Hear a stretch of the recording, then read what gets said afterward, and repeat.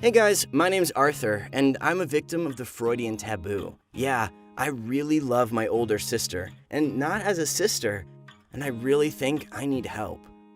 Me and Vicky don't have a very big age difference, just 5 years. This is neither forwards nor backwards. We can't be friends, but we could find some common interests so that things were okay. Somehow, we managed to do it. Vicky seemed to see me as one of her dolls. I was just a little bigger and able to talk. Our parents were very happy that she was growing to be a good mom in the future. I don't know what the connection between dolls and motherhood was, but okay, let it be. Because I don't think my problem started because of our mother-daughter games and doll tea parties. The main problem was that me and Vicky shared one room because our parents didn't have enough money for a bigger apartment while we were growing up. It's difficult to be a teenager and not notice female body parts whenever possible, even if they belong to your mom or sister. And here is one room. Vicky, who has never been too shy and who could change her clothes right in front of me because she thought I was still too young to understand and feel anything. Despite the fact that by the time I already turned 14, and I did understood all this. What's more, I saw all her things just fine. My sister was pretty. She could easily be compared to some Instagram models. I definitely looked at her, especially when she was going on dates and dressing up in those weird short dresses of hers, wearing nothing under them. And she had a surprisingly light, cheerful character, constant jokes in her head, and the ability to open many locks with a hairpin. Don't ask me, I have no idea how come. The girls of my age from my school somehow got lost in her background.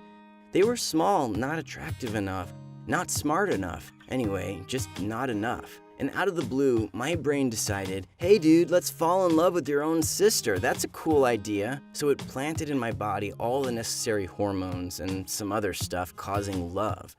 Okay, I'd get over it. Maybe I would even grow up someday, or just go home and move out as soon as possible.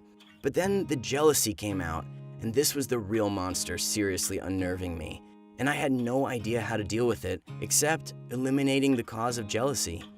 I turned into a little evil monster. I guess Vicky really was a great sister as she tolerated my quirks. She even calmed me down when I was already crossing the line. But it didn't comfort me at all, because I knew she was going to her boyfriend and sometimes she didn't come back home for the night. By this time, I was already 16. I was still sane and I didn't go crazy, so I decided to act radically. If I can't make my sister give up everything for me, then I can definitely keep all the guys away from her.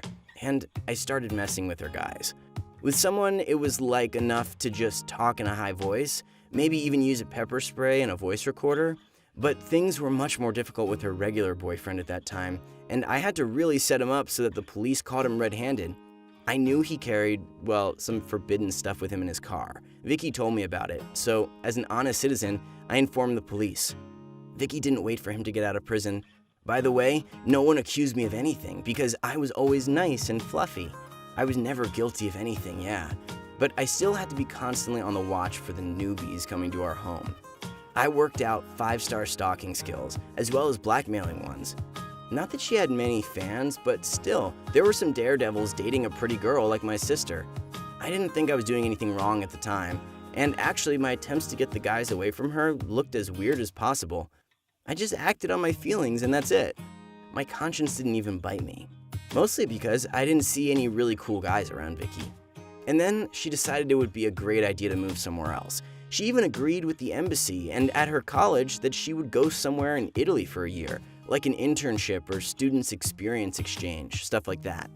You know, I didn't like it at all, and I couldn't think of anything better than to pretend to be sick, perhaps even fatally. I had money. I had saved up over all those years, and it was very easy to find a doctor who would write me the necessary certificate, even though I was still a minor. Anyway, I got a paper about the disease that was not really fatal, but the one that required a long-term treatment. And I accidentally left it in the hallway of our house so that my relatives would see it. As I had planned, everyone started panicking and feeling really sorry for the poor little me. Of course, I had to hang out in hospitals and pump out a couple liters of blood for tests. But while everyone found out I was not sick, the time for Vicky's departure had already passed. I don't know what would happen the next year, but so far, I've won.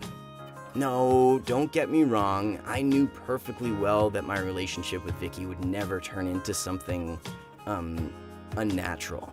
And yeah, I'm still waiting to get older and move out of my house.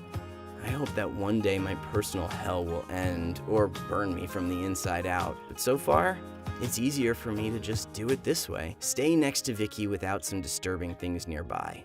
Write your thoughts about my story in the comments. If you have any ideas on how I can stop loving my sister, I'll be happy to read them. And guys, don't believe that love is something cool. No, sometimes it's never cool at all for none of its participants.